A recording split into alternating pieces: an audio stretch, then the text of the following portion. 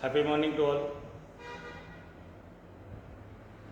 ఈరోజు అంటే నార్మల్గా నేను ఏదైతే మన నిజ జీవితంలో ఏదైనా చిన్న సంఘటనలు జరిగినప్పుడు ఏంటంటే మనకు ఒక గుర్తుంటే సపోజ్ మనం ఎక్కడైనా వెళ్తుంటాము, ఏదైనా ఎవరికైనా కొంచెం యాక్సిడెంట్ అవ్వడం కానీ, చిన్న ఏమైనా ప్రాబ్లమ్స్ కావడం కానీ, ఆ విధంగా ఏంటంటే నా లైఫ్లో ఏంటంటే ఒక 3 ఇన్సిడెంట్స్ అనేది నాకు గుర్తున్న ఇన్సిడెంట్స్ ఏంటంటే, నార్మల్గా ఎవరైనా ఇప్పుడు మనం నార్మల్గా వెళ్తున్నప్పుడు ఎవరైనా యాక్సిడెంట్ చేస్తుంటే మన మానవత దృక్పథంతో మనం ఏంటంటే మనం కంపల్సరీ అట్లీస్ట్ వాళ్ళకి ఫాస్ట్ ఎయిడ్ కానీ, లేకపోతే మనం హాస్పిటల్లో జాయిన్ చేయడం కానీ, వాళ్ళ పర్సన్స్కి మనం చెప్పడం కానీ జరగాలి. అటువంటిది చాలామంది ఏం చేస్తారంటే మనకెందుకు అనేసి చూడనట్టు వెళ్ళిపోతుంటారు. బట్ మన ఏదైతే మనం హార్ట్ఫుల్గా ఆలోచిస్తే ఏంటంటే ప్రతి ఒక్కరికి ఒక ప్రాణం అనేది మెయిన్ ఇంపార్టెంట్. కాబట్టి నా దాంట్లో ఏంటంటే ఒక 3 మెంబర్స్ ఇదే విధంగా యాక్సిడెంట్ జరగడం జరిగింది. మేము అక్కడ హాస్పిటల్లో జాయిన్ చేసి వాళ్ళ ఫ్యామిలీ వాళ్ళకి కాల్ చేసి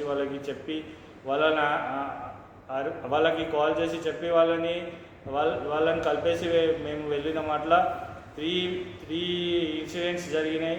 కానీ వాళ్ళు చాలా హ్యాపీ, ఎందుకంటే ఒక టైంలో ఏంటంటే ఎవరు కూడా వారికి హెల్ప్ చేయడానికి ముందుకు రారు.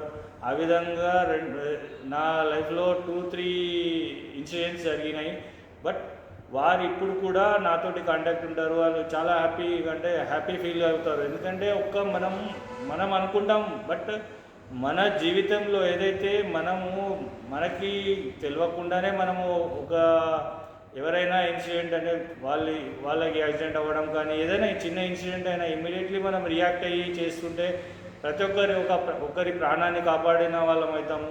కాబట్టి ప్రతి ఒక్కరు కూడా వారు ఏదైనా సరే వారికి నాకెందుకు, నాకేం అవసరం అనేసి అనుకోకుండా ప్రతి ఒక్కరు వారు వెళ్తున్నప్పుడు కానీ ఎక్కడైనా చిన్న చిన్న ఇన్సిడెంట్స్ జరుగుతుంటాయి, ప్రతి ఒక్కరితో అవుతుంటాయి. బట్ మనము మానవతా దృక్పథంతో వారిని మన నియర్లో మీకు తోచిన హాస్పిటల్ కానీ, లేకుంటే అంబులెన్స్ కానీ వారికి కాల్ చేసి వారిని జాయిన్ చేస్తే వారు ఒక ప్రాణాన్ని మీరు కాపాడినట్టు అవుతారు.